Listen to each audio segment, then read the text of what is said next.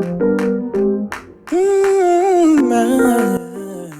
up, everybody? It's your girl Myia B. I am down here in Miami. I'm on a contract right now, as you know. Go back and check my last video. I might put uh, a little card up there where you can go back, but go back after you watch this. But um, I'm down here just chilling in Miami, lounging, relaxing. I'm glad that there's a little bit of sun that's out right now, and that it's not raining right now, because all yesterday and for the last couple of days or so it's been raining. It might start back raining a little bit later on tonight, but finally got some weather that's will allow me to come outside and just chill and relax and lounge. But the reason why I'm coming to you all today is to answer questions about travel nursing or whatever. To answer questions about travel nursing. And oftentimes when I'm at work, you know, especially the staff nurses who are a little curious about it, they come up and ask me questions. And so I decided, why not answer questions on my YouTube and make use of my YouTube. So that's why I'm coming to you today. I have count them, three questions that I want to answer for you today. But before I do that, let's take a look at where I am. Let's look at the scenery here. Look at the pool over there.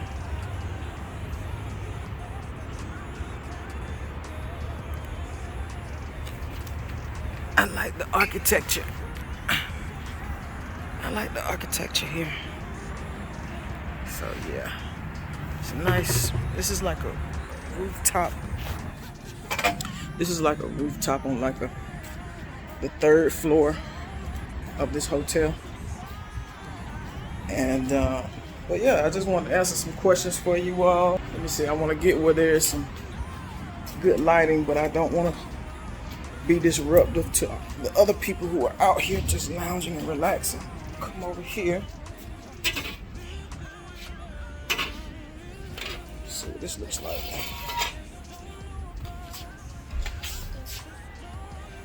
Okay, so answer some questions, all right? All right. So the first question that I saw, and y'all, please, if y'all have any questions about travel nursing, please drop your questions below or hit me up on YouTube at Myia B music. I'll be more than happy to answer your questions. If you have any questions about nursing, travel nursing, that's something that you want to get into, hit me up. If you have any questions about music, hit me up. Anything in general, if you have a question, if you need some advice on something, if you're going through something, if you want me to sing you a song, hit me up and I'll try my best to get back to you as soon as I can. All right. So the first question is, what do you do on your days off to recharge? What do I do on my days off to recharge? What I do on my days off to recharge is things just like this. Chilling. It's the pool over there. But number one, the first thing, y'all, I'm chilling real hard right now, y'all. The road out there. I'm gonna get to the questions, I promise.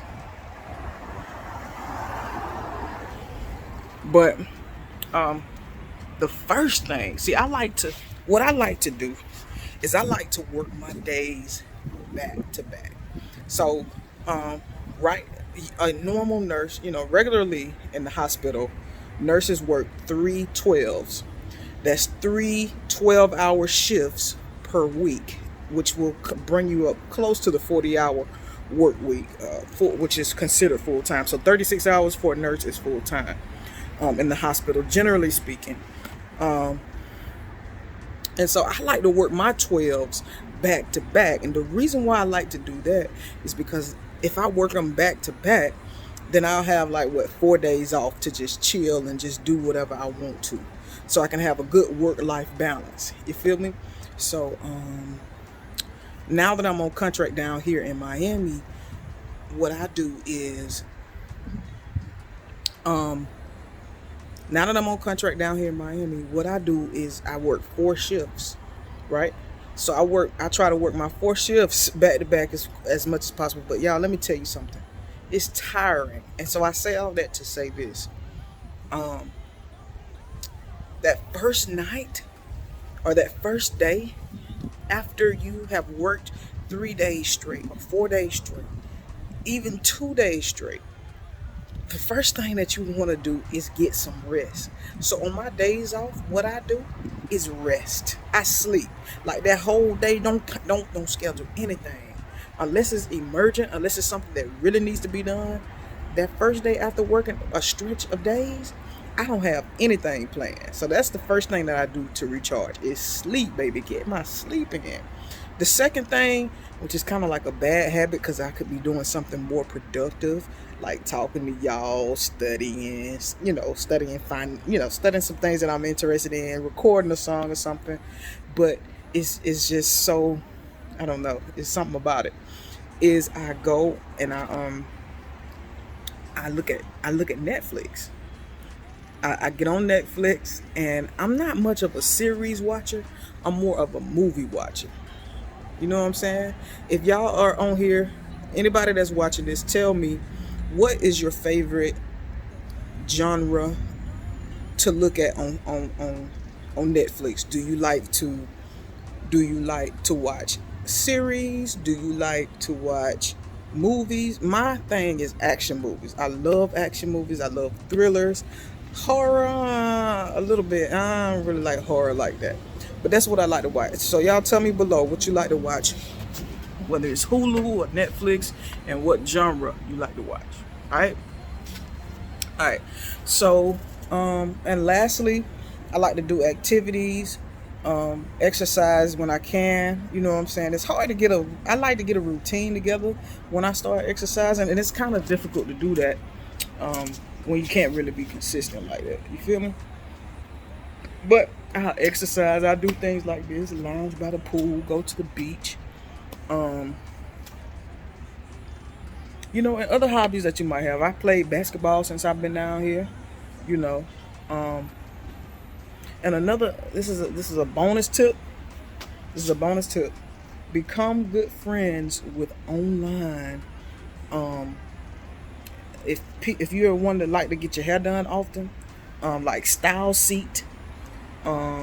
The Cut, it's an app called The Cut that you can find barbers and hairstylists in your area, so you don't have to be looking crazy when you miles away from your home barber. Alright. So number 2. This is question number 2. Question number 2 says, what are qualities that you look for in a recruiter? Y'all, I gotta tell y'all about this story. It ain't gonna be this video because it's gonna be a video all by itself. But it was one of my worst. It was back in November of 2020. When I first started travel nursing. That's when I first started, right? And they just did me dirty. The recruiters, they were doing me dirty. There are some hospitals right now, major hospitals in Atlanta, that I never stepped foot in, that I can't even work in right now. But by the grace of God gonna turn that whole thing around. I believe that. But I gotta tell y'all about that story. It's so much to it. But qualities that I look for in a recruiter are someone who is honest. I want to know that they are honest. I want to know that they have my best interest at heart.